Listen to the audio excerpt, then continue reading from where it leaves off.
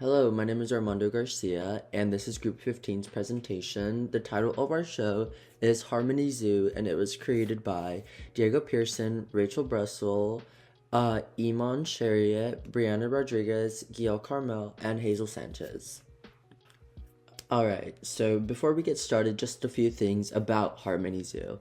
Our format is an animated series that is inspired by other shows along the lines of like Bluey and Dora, Go Diego Go, things of that sort. And then we wanted it to be in a setting that is pretty colorful and just playful, and what other place than the zoo.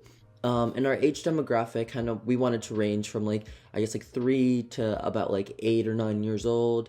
Before we get into our storylines and actually fleshing out our characters, we wanted to introduce some of our characters in Harmony Zoo. So right here we have Mateo the monkey, Leo the lion, Perla the penguin, and Zane the zebra, which were all created and designed by Rachel.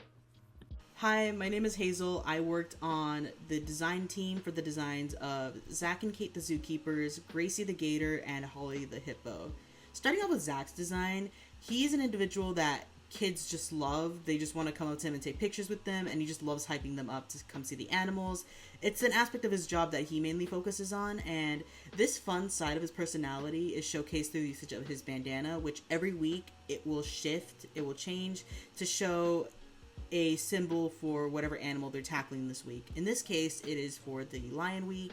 He's a very soft yet reliable person, and everybody can count on him. On the other hand, Kate is a bit more serious, but she just loves her job as much. And learning about animals is what she mainly focuses on. And inspired by Zach's bandana, she changes her socks each week to highlight whatever animal is being focused on. In her case, it is actually the Gator Week. She's a lot more emotionally intelligent, while Zach is more of a soft person, but they both try to do their best and help everybody as much as they can. Going into the animals, Gracie, she's inspired by American alligators. I mainly stuck to greens, muted yellows, and dark gray for her design, and inspired by the way that geckos' eyes work, her eyes will dilate, which this is used to make her a lot more expressive, and it makes her design a little more interesting. Going into Holly, her design is a lot more simple. She is based off the common hippo. I mainly use browns, pink, green, and gray in her design, and while it is a very simple idea, I added mud around her hooves to emphasize her artsy nature and the interest that she has. She never cleans up because artists are very messy. So, lots of different references and inspiration went into the creation of all of our different Harmony Zoo characters. We took a lot of reference from real life animals as well as other cartoon animals from other media, such as The Lion King and Madagascar, as well as shows like Bluey and Dora and Diego that are also similarly social emotional to our show.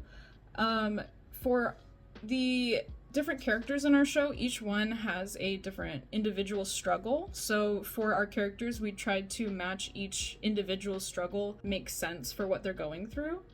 I think that really helped us set a basis for the different characters' personalities and what we wanted from each one.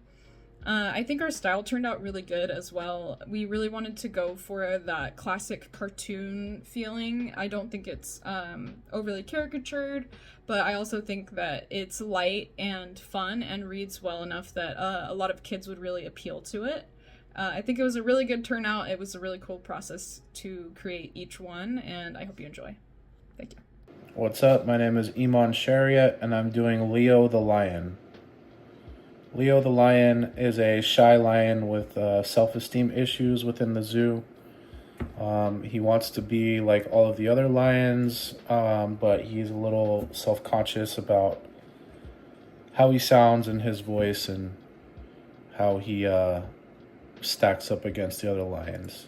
Alright, so the character that I decided to work on was Gracie the gator. Now, the personality traits that we had kind of decided to give her was being this kind of snappy alligator.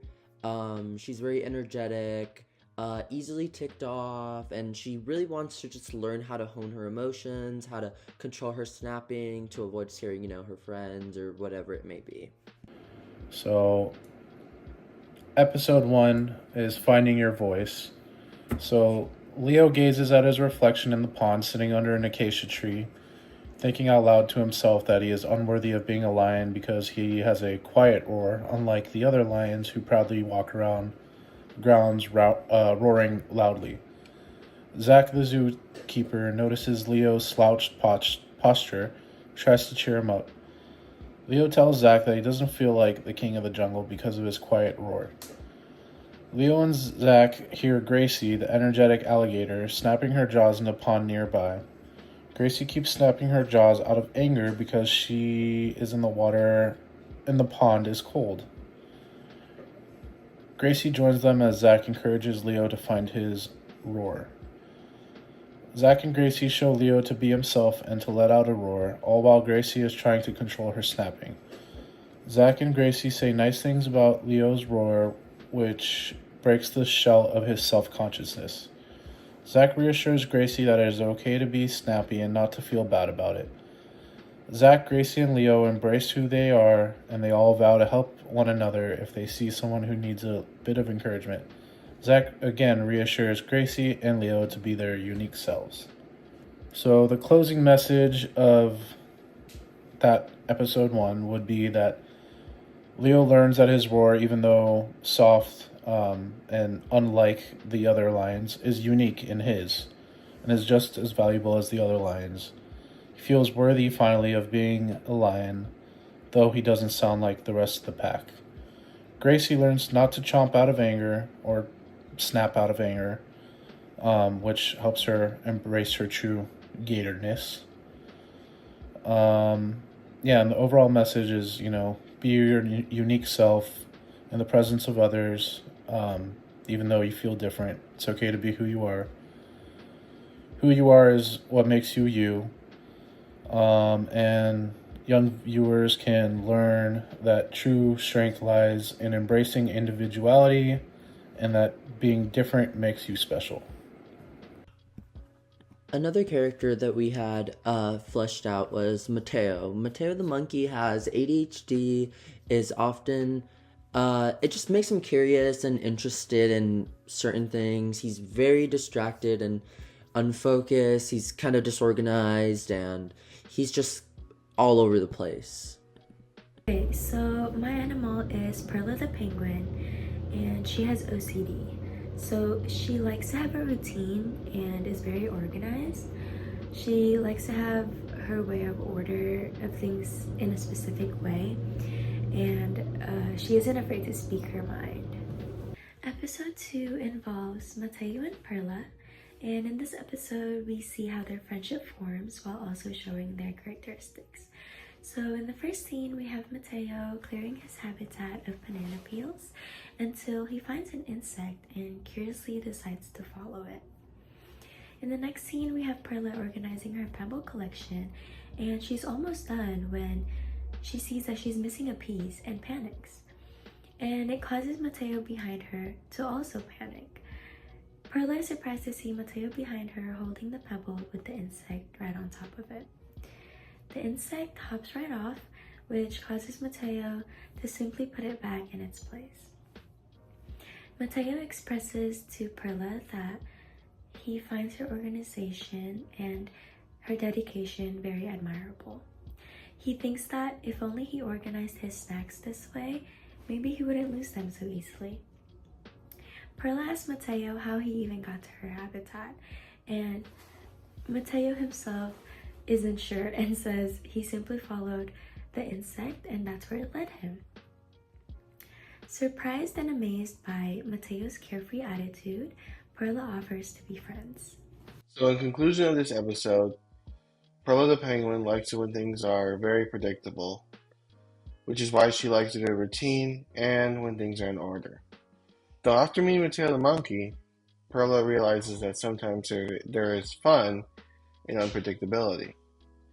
Mateo learns the skill of organization through Perla and is inspired by her discipline.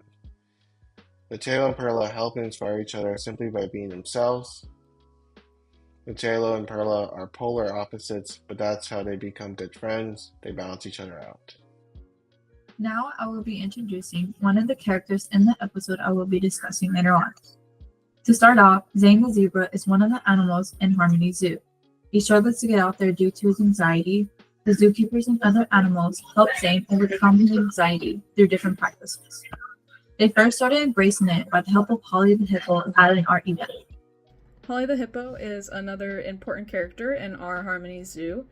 She is a artistic and sweet character who struggles with depression, but she always has friends who are there for her, like Zane the zebra and the other animals at the zoo, who always remind her that she is worthy of as much love and support as every other animal there.